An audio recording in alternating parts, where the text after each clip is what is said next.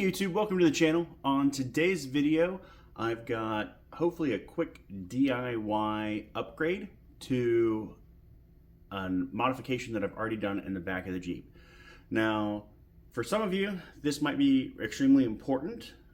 For some of you, for the rest of you, might not be, and that's perfectly fine. But I had this idea and wanted to basically see if it works. So if you'll stick with me, we're gonna jump into it and I'm going to show you what we are doing today. Okay everyone, so the upgrade that I was talking about is the car seat here. It is probably the most expensive upgrade that I have, also holds the most valuable cargo.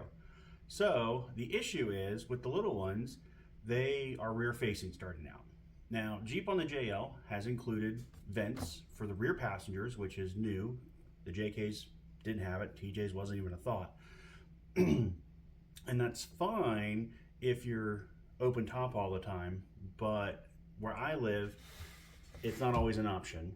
And plus with the little ones, you don't always want to have them exposed to that much sound, that much light.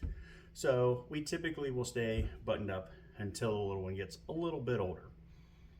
So that brings us to the issue. The heat and air conditioning are blown into the car seat. Now there's mesh in this car seat here on the bottom side to let some cross ventilation, but we're just not getting enough heat back there. So the option is to run extra ductwork essentially to make it so that air is more blowing on my passenger here. Now there's a company and they do make a kit. It's kind of pricey, but essentially it's doing what I'm trying to do.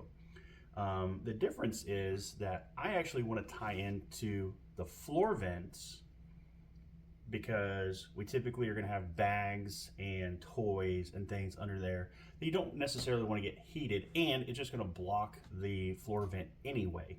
So if we can route tubing up the side here and maybe come down a little bit to kind of blow air on the kid, then that would be ideal. So that's what we're going to try to do today. All right, so what we're looking for are these vents here on the side, which I got a cable and some toilet paper in a trash bag sitting there. But we don't want to attach directly to those vents because they are diffused.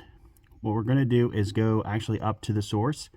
To do that, we're going to remove the seat, which we've got 2 bolts here in the back, and of course 2 in the front. Okay, so now you can see what we're dealing with.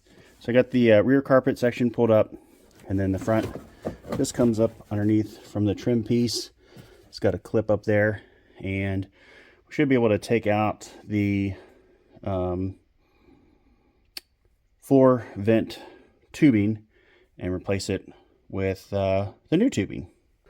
Okay everyone, so don't mind the mess, but here is what we're working with. I thought that this section of tube connected right here, but it's actually up more underneath the dash, and I don't want to get into that with this project today.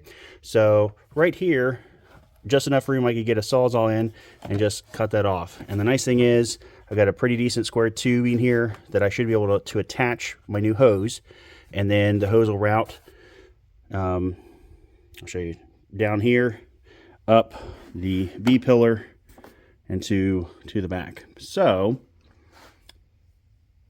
that's kind of the plan right now. I guess I should show you what I'm going to be using for my tubing. Again, the kit on the internet was about $100, which I thought was pretty high dollar for what it's asking for. So I picked up this. It's a shop vac hose, 12 feet. It's $35 at Lowe's. So this is an 1.5 inch inner diameter. So my plan is I'll probably have to cut this, wrap it around that tube, zip tie it to secure it.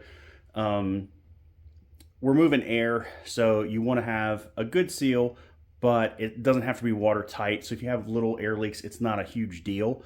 Obviously, the more air leaks that you do have, the less efficient you're going to be. So that is one thing to consider. But I think this will work, and we'll be able to get this connected.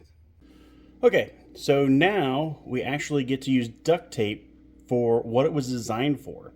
So I'm going to place a couple layers of tape on the connector or the connection joint That way so we can hopefully prevent any air leaks. Okay, everybody, so hopefully you can see what I did there. I know it's not the prettiest thing in the world, but I don't think we're gonna have any leaks. So I'm gonna try it real quick and double check.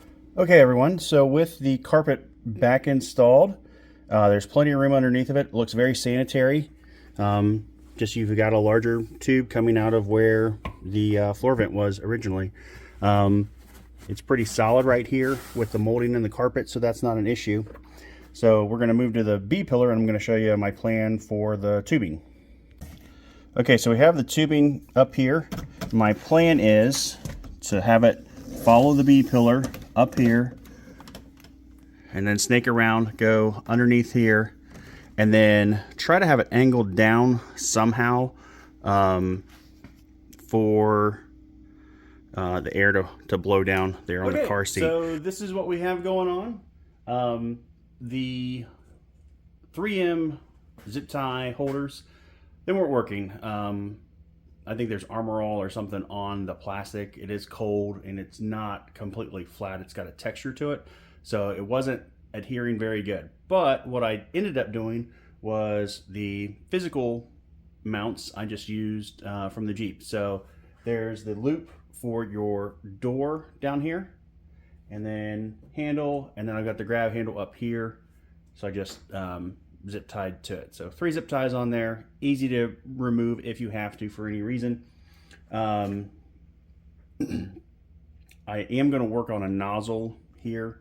Right now it's just kind of blowing in this general area.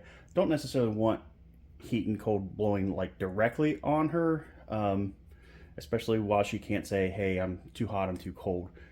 Maybe once that happens, then we'll do that. But it's getting pretty decent airflow out of this, so hopefully it'll put some more heat and more cool in the summer back here for the little one.